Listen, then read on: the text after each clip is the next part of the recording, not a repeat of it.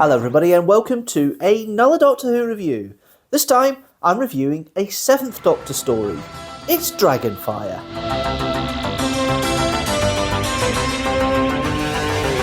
As always, I have with me for the classic series reviews, the television companion.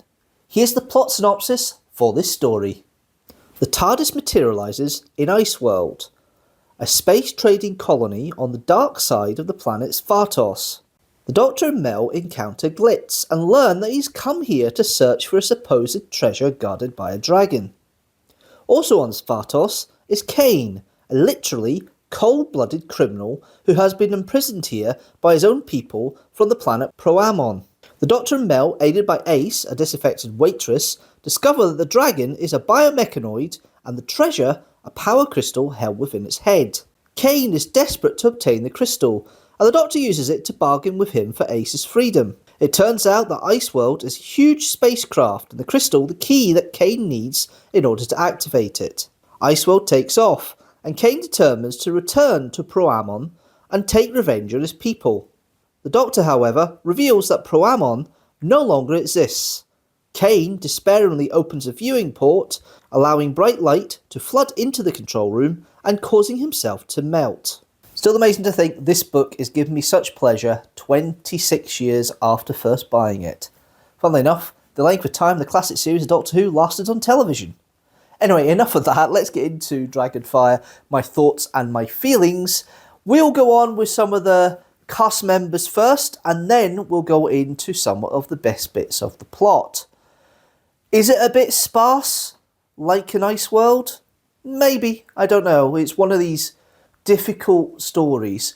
I love the 7th Doctor era. I'm never going to give it 2.5 TARDISes, but it could be a difficult one for the rating, which hopefully I explain in this video. Anyway, let's go through the cast first, and then we'll go through some of the good bits and bad bits from the story. So we have the Doctor, played by Sylvester McCoy. There's still a lot of the comedic clown side here, but the darkness is coming through once more a little bit on this one. It's a bit more light-hearted and a bit more of a light-hearted run-around than Delta and the Bannerman was before in regards to the way things work out. There isn't as many dark moments for the 7th Doctor here as there was in Delta and the Bannerman, which is the last, which is one of the 7th Doctor adventures I've reviewed before, so you'll be able to see that in the link up above there. But apart from that, it's one of these interesting stories because it's a new writer, Ian Briggs, coming in to write a story. The idea is quite sound, but the characterization of the 7th Doctor doesn't quite hit its mark yet. There are a few elements in here which I do like of the character. I think his intellectual with the guard in episode 2, which I do believe has actually a real corpse from McCoy through that conversation, because it was such a well-played deadpan scene, and the way the guard turns and loves the intellectual conversation the Doctor was having is quite fun. But ultimately, I think it's one of these stories where the 7th Doctor is starting to flex his manipulative muscles a little bit. It's one of the first times that the Doctor nakedly says for a while that he wanted to come to Iceworld about the dragon. He knew about the dragon. He knew about the adventure that they could potentially go on, and it was quite fun having that. I think McCoy gets material. He plays it perfectly. I don't think there's much wrong with it. He seems to be the only one, though, who thinks the Iceworld is slippy, because nobody else seems to do the slipping motion, the sliding motion he does. So he gets into the character and the reality more than the others do.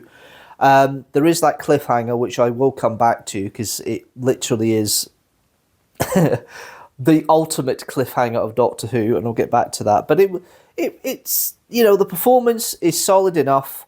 Maybe the writing still, they're trying to find their feet a little bit, but the elements that you see in season 25 and season 26 are there, of the manipulative side. They're just not completely formed yet, and that's the only negative side of the 7th Doctor at this point. I do like the character, I always have, is the reason he's my favourite Doctor, but it's not quite the Doctor I love just yet. Then we have Mel, played by Bonnie Langford. I underappreciate how much Mel was underwritten. I think, well, I'm not underappreciating, but I do understand Mel was underwritten. She was seen as the default companion. And Bonnie Langford never puts a foot wrong with what she gets. The screaming's limited in this one. She only screams, a big screen once. Then they've taken out Sophie Aldred's eardrums in the process. But she only screams once, majorly. The rest of the time, it's more in reaction to what's happening on the scene. What she gets is, there's obviously a background knowledge there with Glitz, and it's quite nice how the banter works with Glitz, because her honest as they come attitude comes back out again that she had originally. That's interesting to see, and I think it's quite a nice way of seeing Mel out. It's a bit last minute, I've decided to go, sort of leaving, but it's well done between McCoy and Langford when they do it, and I think it's a nice little story overall. We then have Toby Selby playing Glitz. Glitz is great. I like Glitz. I think Glitz is fun. I liked him in Trial of a Time Lord. They've kept that wheeler-dealer element to Glitz in this story. He is a bit more of a comedy element. I'm not going to turn around and say otherwise. He is a bit of a comedy element. However, I quite like the way Glitz is portrayed here. They go down all the usual routes of his the grot-sits and the wheeling-dealing that he does and everything else, which is really nice. However, I like the kind of undertone that obviously there's a better rapport between Glitz and Ace than has turned out. Although I like the element where he feels he cares for Ace at one point. There's an element where he does that in the third episode, because he goes to find Ace in her room and Kane has already taken her, and he's a bit concerned about it. The anger he has of his ship, the Nosferatu, being destroyed by Kane is quite apparent. It's well done by Tony Selby. And overall, Glitz works for this because he's a nice sidekick for the Doctor while Ace is paired off with Mel. And it actually works quite well, the whole lot, the way they work. And I quite like the way it's done. And I think it lifts the story a little bit with Glitz being in there. It kind of makes it a bit more fun overall. We then have Sophie Aldred in her first appearance as Ace. Now, Ace is written with a bit more street cred and cockiness in this one. It's the same with any new companion. They have a kind of character you set up and then it kind of wanes a little bit. Of course, Ace develops a hell of a lot more than other companions later on. But you can see the proto-steps there. The bit where she talks about a mum and a family and being whisked away is a little bit forced. I don't think it's so much Sophie Aldred's acting. I think it's the writing and the way it's put forward. It's a little bit forced. It's a nice quiet moment between Mel and Ace in Ace's room, but it seems a little forced. It doesn't seem natural, which is a bit strange. But overall, the basis of Ace, the character of Ace is definitely there. It's definitely worth watching for that. And yeah, Sophie Aldred does a very strong performance here overall. And this whole rebellious teenager, she plays it well. It's definitely, you can see why people see a lot of Rose in her if you're a new series fan initially to Ace, because Ace was the prototype for that sort of character. And I quite like the way that Ace has started. The best presentation of Ace and the development of Ace is actually in Curse of Fenrir, which I've still to review at the time of recording. But that's again written by Ian Briggs. So it's obviously quite clear that Ian Briggs has an idea of how he wants his character to be set up, and he develops it well enough in the next story that he does in season 26 with the Curse of Fenrir for Ace. Overall, it's quite well performed. The rest of the cast is fairly sparse. There's only the main four, and then you've got 3 or 4 major guest characters. We have down here Balaj, played by Patricia Quinn. Patricia Quinn is kind of like the famous draw here. Her and Edward Peel are the 2 famous draws for this. She plays quite a nuanced character in Balaj. I think it works quite well the way that she's obviously has slight feelings for Kane because she was 16 when she got taken over with the token that she's got when she was bought by Kane. And that vulnerability comes through that kind of tough exterior she has as the lead commander of Kane's crew. It's interesting how she plays it. She's kind of the fact that she sees an opportunity to escape in Glitz's spaceship, the Nosferatu, and she's having doubts about staying with Kane, is nicely played. And I think that's nicely written, and Patricia actually does a decent job of it, and it's actually quite good to see. I quite like the character for that. I think it works quite well. We then have Tony Asoba playing Krauser. This is another appearance that Tony Asoba's done. He played him with Ellen in Destiny of the Daleks. And it's nice to have him back in a kind of nice little role. It works for me. It's quite fun. It's a nice counter for Bilal, which is great. And I like the way that comes across. For me, the best guest cast is Edward Peel playing Kane. Definitely spoons on the camp, the big bad on here. He's just evil enough to make it work. The whole idea of Kane is actually interesting. This character who needs to refrigerate his body and blood temperature down to minus 190 degrees Celsius to ensure that he can stay alive, because otherwise Iceworld is too warm for him. It's really interesting. This whole cold-blooded enemy really is literally done on screen. And he was a criminal on Proalmon, and it's very difficult to say in a sentence. And he was he was pining for his lover, who was killed in the ambush before he got arrested. So the fact it was always that kind of revenge for 3,000 years, and the fact he survived 3,000 years is amazing in itself. But that revenge for 3,000 years is interesting. Why he manages to make the colony a freezer center, that's strange. But the character played by Edward Peel is very, very nasty. I like the way he comes across in this, and I think it's done pretty well. He's a good big bad in this, and I really appreciate the way Edward Peel has done the character of Kane here. It really is nice.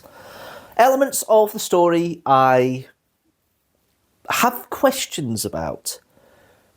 What's Stella doing there? The wee girl going about. It's like the audience participation. It's like the child going through this weird world and all the bad stuff happening. And it's kind of like, this child just makes no sense. It's supposed to be, I think, the audience identification thing of a child going through a fantasy world and seeing what's happening in a child's eyes. Doesn't quite work. It's interesting how that's put across. The idea of the dragon being a mechanoid with able to shoot lasers and has this crystal inside its head, that's pretty well realised. I quite like the way the character works. Silent but deadly, as we say. And it quite obviously understands right and wrong and who's an enemy, who's not. And it works quite well for that. And I quite like the way the characterization's put forward for the dragon and the way it's presented. It's not a bad model for something that was probably the end of the season sort of thing, which is interesting. The fact that Ace's real name is Dorothy because she's whisked off from Perivale to Iceworld, nice little reference. Is it needed? Probably not, but it still worked for me. The aspect of Kane having to put himself in his freezer every so often to get down to minus 190 degrees Celsius temperature is an interesting characterization and point. I quite like the way that's portrayed on here, and it works for me. I think there's a good couple of scenes with that manipulation on there. The way that the cliffhanger for episode 1 works is terrible. I think it's done out of time. I think the actual way it was supposed to work was there was supposed to be a ledge the Doctor got down. He got a little stuck before he jumped down. It's never really properly realised on screen, and to have that actually as the cliffhanger of part 1 is the biggest faux pas of all. It's fun, don't get me wrong, but it's so comic book, it's so unrealistic. It kind of takes you out of it a little bit for the whole adventure. You do get back into it. Something isn't quite right, and it looks odd, it feels odd, it is odd, and it does bring the story down when you've got that sort of stupid, I need to have a cliffhanger, let's do that.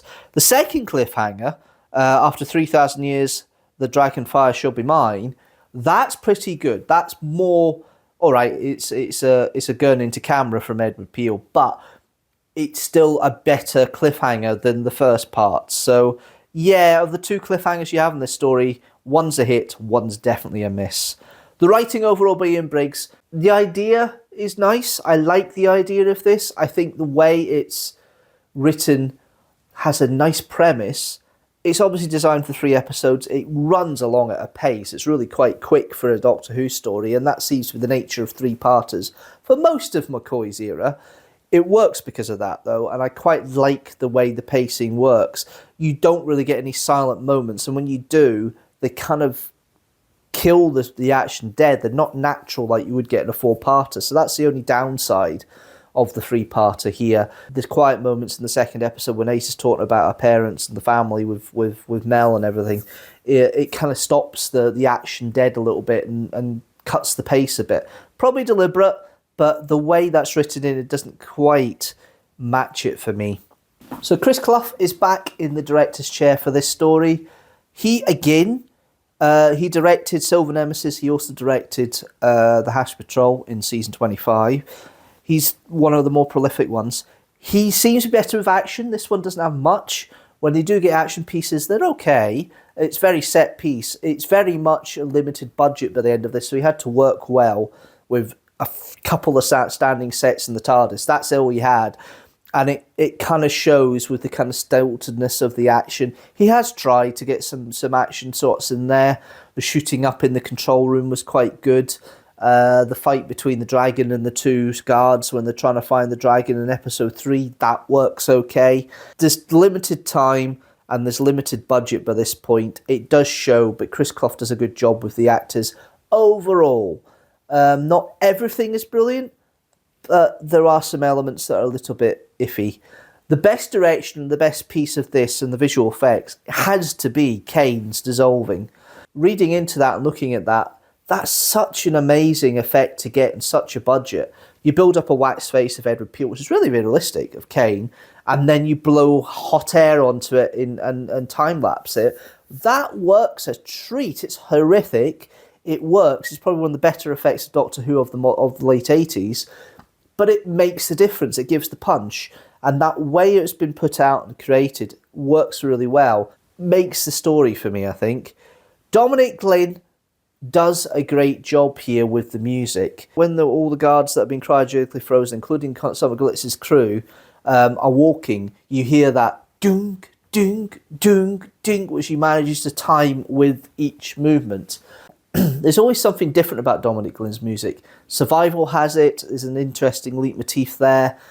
The Happy's Patrol definitely has a different vibe to it. He always tries to get some sort of idea to start with and bring it into a different style. It's not like the dancey late 80s type style that Kev McCulloch does most of the time with the big orchestras. Dominic Glynn always has a different way of doing it, and it works for the story for that. It does complement it. And as I say, a couple of the musical elements he uses actually works quite well with the nature of the story and builds tension up. So overall, I think that's quite good, and it just brings together the story in a more enjoyable way. So Dragonfire for me is a slight mixed bag. It is a take your brain out story. I do enjoy it though, and I think it works for me in that respect. Overall, I would give this story 3 TARDISes out of 5. Okay, let's see how that story stacks up with the rest of the stories for the Sylvester McCoy era so far. I reviewed half of them now. And also how it stacks up with the rest of the stories across the whole of the TV series I've reviewed so far. Dragonfire sits in with 4 other stories from the 7th Doctor era, which are Battlefield, Silver Nemesis, Delta of the Bannerman, and Time in the Rani. At the top is the Happiness Patrol with 4.5 TARDISes out of 5. Overall, at the bottom is still 2 stories, Time Lash and Sleep No More with 2.5 TARDISes out of 5, and at the top, including the Happiness Patrol, with 4.5 TARDISes out of 5, are Inferno, The Day of the Doctor, The Caves of Androzani, The Tomb of the Cybermen, Dalek, and The End of Time. That's it from me. Thank you guys for watching this Doctor Who review. Tell me what you think about Dragonfire. Leave a comment down below. Do you like it? Leave a comment down below. Do you not like it? Leave a comment down below. If you like this video, please like it, share it with the hashtag teamstructor, hit that subscribe button and the notifications bell so you know when a new video comes out. In general, new video every Sunday at 4 PM GMT, as it will be next Sunday, when I do a review of Dinosaurs on a Spaceship, the Matt Smith 11th Doctor story. Until then guys, thanks so much for watching, and do you know what? I'll see you later.